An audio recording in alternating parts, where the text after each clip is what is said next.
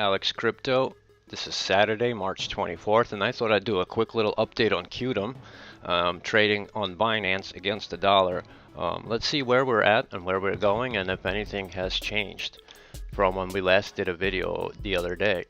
So the current market cap for the whole industry stands at $341 billion, which is a nice improvement over the $290 billion we had a few days ago.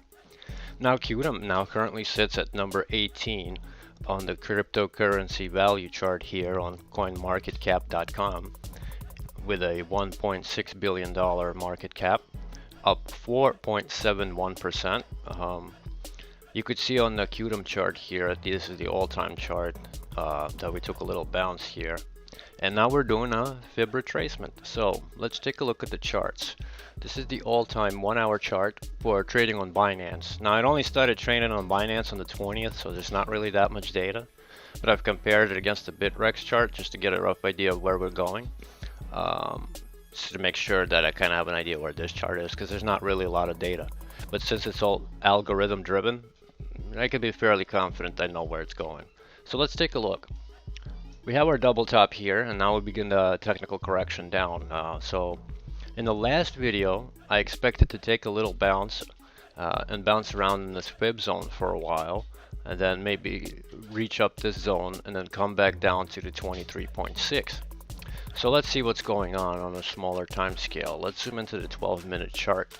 Since we last did a video, pretty much what I expected to happen did happen.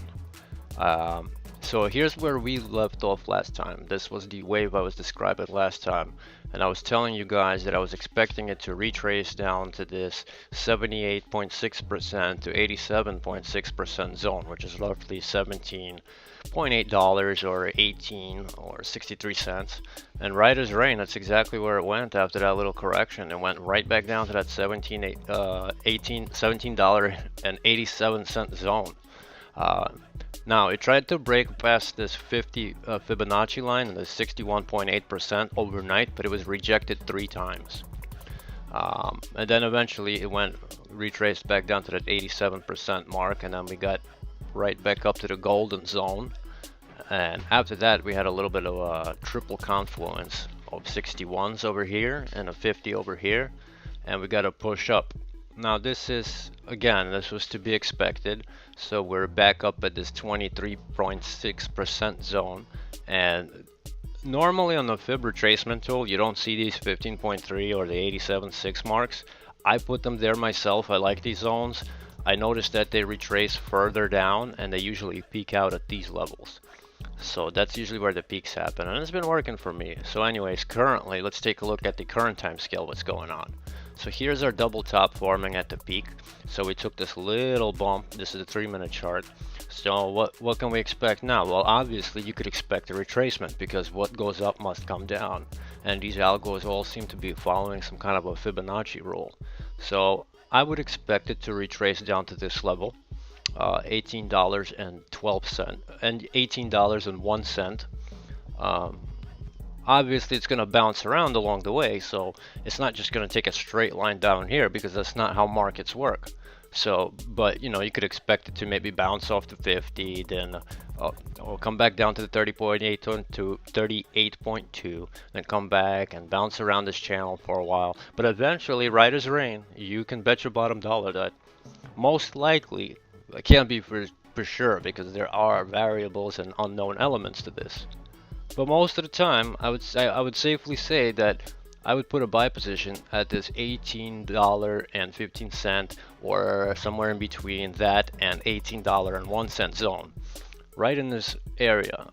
If you're a day trader, which I sometimes do when I'm not too busy, I would be looking to set my buy order in the zone right here, and then I would expect it to come back up somewhere to over here, the zone here.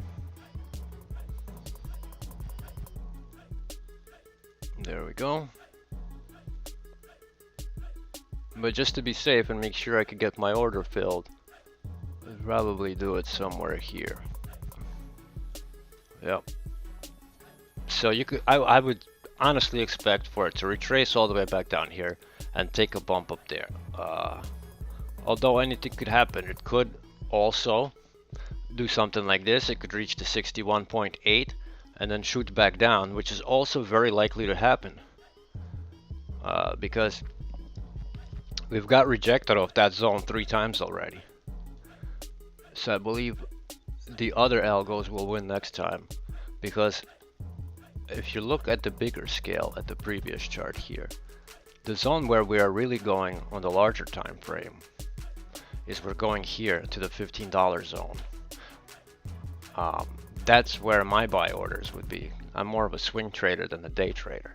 So I'm looking for those bigger swings because I just don't have the time to sit there and play every movement of the chart. I'm also a web developer, I'm a graphic designer, I do a lot of software development. So, you know, it's hard to find the time to day trade. So I swing trade instead. As long as your fundamentals are right and you know the basics, you can make some pretty good money doing this. But, you know, again, you have to analyze these things. You have to be very precise. You have to know what you're doing. For example, if you're using my videos to make trading calls, you probably should not be trading. I'm really just making these videos to show you guys how I do things.